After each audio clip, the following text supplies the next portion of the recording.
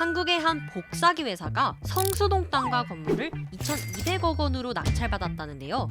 심지어 일본 도쿄 부동산 역시 843억 원에 취득 예정? 대체 어떤 복사기 회사가 대체 왜? 대체 어떻게 부동산을 산 걸까요? 주인공은 우리나라 최초 사무기기 전문기업이자 한국 복합기의 대명사인 신도리코인데요.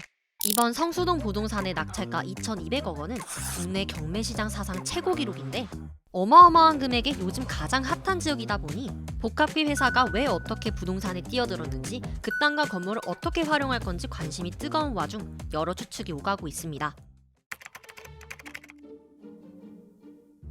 신도리코가 서울의 성수, 도쿄의 시부야를 선택했다는 점을 주목해야 하는데요. 패션이나 뷰티 같은 기업이 아닌 제조업 회사가 성수동을 싶은데 과거엔 기업들이 접근성이 좋고 효율적으로 유통할 수 있는 기능적인 부분에 집중해 기업의 입지를 선정했다면 요즘에는 성수동과 시부야 같은 곳에서 그 장소만이 가진 특징을 적극 활용하는 추세로 변하고 있는 거죠. 이러한 변화는 엔터테인먼트 산업의 쇼케이스 전략과도 닮아 있다고 할 수가 있겠습니다. 르세르핌이 성수동의 시부야를 주요 무대로 삼아서 글로벌 팬덤과 세대의 정체성을 드러냈습니다.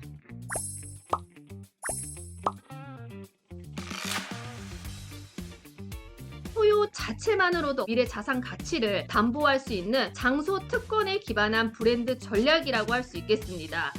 이런 트렌디한 결정에는 차세대 경영자들의 MZ 경영 감각이 반영됐을 수도 있다는 의견들도 있어요.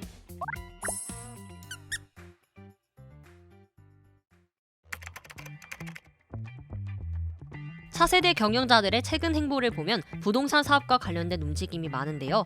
오지원 씨가 대표이자 3남매의 지분 100% 업체인 신도리코 그룹 계열사 비즈디움이 지난 1월 사업 목적에 이 업종들을 새롭게 추가했습니다. 아예 부동산 기업으로 탈바꿈하지 않더라도 부동산의 안정적인 수익을 기반으로 신도리코만의 또 다른 신사업을 추진할 가능성도 있다고 합니다. 신도리코가 아마 부동산에만 올인하진 않을 것 같습니다. 안정적인 캐시카우를 부동산에서 채워준다면 앞으로 다른 신사업에 투자해서 수익이 안 나오더라도 충분히 버틸 수 있는 여력이 되겠죠. 보통 임대 수익률 한 3% 정도 잡으면 1년에 66억 정도, 약 한 60억 정도. 그러니까 한 달에 5억 정도의 안정적인 캐시가 들어올 수 있다는 거죠. 1960년 신도교역으로 시작된 신도리코는 1970년 신도리코로 사명을 바꾼 후 성수동으로 본사를 이전했는데요. 그때부터 조금씩 사놓은 성수동 부동산이 효자 노릇을 톡톡히 하고 있습니다. 인기를 끌고 있는 카페나 전시들이 신도리코 소유의 건물과 땅을 빌려 쓰면서 임대 수익이 크게 뛰었기 때문 점점 종이를 잘 쓰지 않는 추세로 기업 실적이 악화될 수밖에 없는 상황이었지만 임대료 수익 덕분에 매년 150억가량의 신사업 연구개발 비용을 투자할 수 있었다고 해요.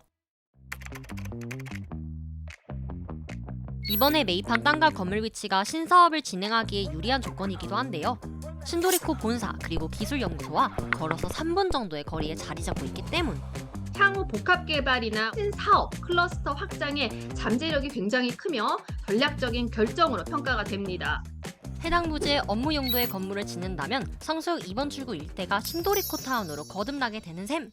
부동산 안 좋아하는 사람도 기업도 없으니 다 알겠는데 제일 궁금한 건 자그마치 2,200억 원은 어떻게 해? 신도리코는 원래부터 현금 부자였다고 하는데요. 창업 초기부터 산무 경영을 이어왔고 IMF 외환위기 때도 이 원칙을 지켰는데 오직 회사가 번 이익금으로만 회사를 운영하고 건실한 재무구조를 유지했기에 현금 자산을 많이 보유할 수 있었던 것. 이번에 부동산을 매입하면서 지불한 돈은 신도리코 전체 자산 1조 원에서 약 20%나 되는 거금인데 과연 신도리코는 매입한 부동산을 어떻게 사용할까요? 제2의 전성기가 찾아올까요? 이번 영상을 만든 PD가 추천하는 영상도 보고 가세요. 스브스 뉴스의 다른 영상을 즐기시려면 구독 버튼을 꼭 눌러주세요.